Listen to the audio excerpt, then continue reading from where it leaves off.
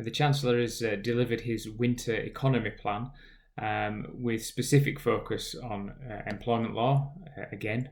And this video focuses on the job support scheme, which will be launching on the 1st of November, taking over from the current coronavirus job retention scheme.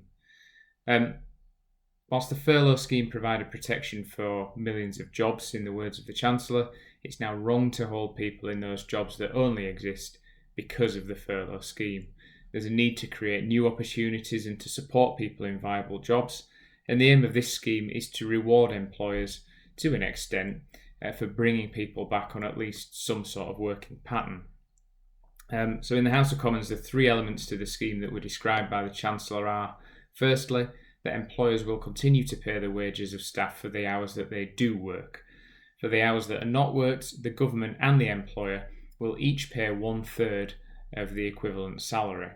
This means that employees who can only go back to work on shorter time will still be paid a proportion of the hours that they can't work. Employees must be working at least 33% of the usual hours, and the level of the grant will be calculated based on the employee's usual salary, capped for some reason at £697.92 each month. The support is being targeted at businesses who need it the most. All SMEs are eligible. Larger firms, yet to be determined what that means, can only make use of the scheme where they can demonstrate the turnover has fallen. That's by way of what's called a financial assessment test, yet to be described further. And the scheme is open to all employers across the UK, even those who haven't made use of the furlough scheme previously. So we had the speech in the House of Commons. We then had a quite confusing tweet because the speech suggested to me that employers would not be required to pay a contribution in respect of the hours not worked. There was then a press release which went onto the government website. There's now been the winter economy plan which has been published, and probably the most helpful document so far is a job support scheme fact sheet, which I'm just going to run through the main elements of now. And you will see some similarities with the furlough scheme, thankfully, within that fact sheet. So an eligible employee has to be on the employer's payroll on or before the 23rd of September. So that means an RTI submission has to have been made in respect of that employee prior to the 23rd of September. The minimum hours threshold for the first 3 months is 33%. That may be revisited from month 4 onwards, so employees may have to work in excess of a third of their normal working hours in order for the scheme to apply. Employees will be able to cycle on and off the scheme and don't have to be working the same pattern each month, but each short-time arrangement has to cover a minimum period of 7 days. Again, very similar to the flexible furlough arrangements currently.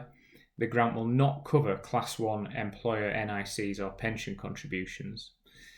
Interestingly, and very surprisingly for me, the fact sheet says the expectation is that employers cannot top up their employees' wages above the 2/3 contribution to hours not worked at their own expense.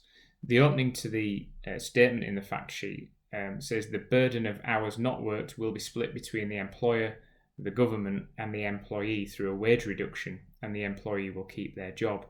So the intention here is that all parties may suffer a little here, and employees' wages shouldn't be topped up to 100% because they should take some of the hit. So any agreement that's reached under this scheme has to be for only a proportion of the employee's full wages if they're not working the full hours.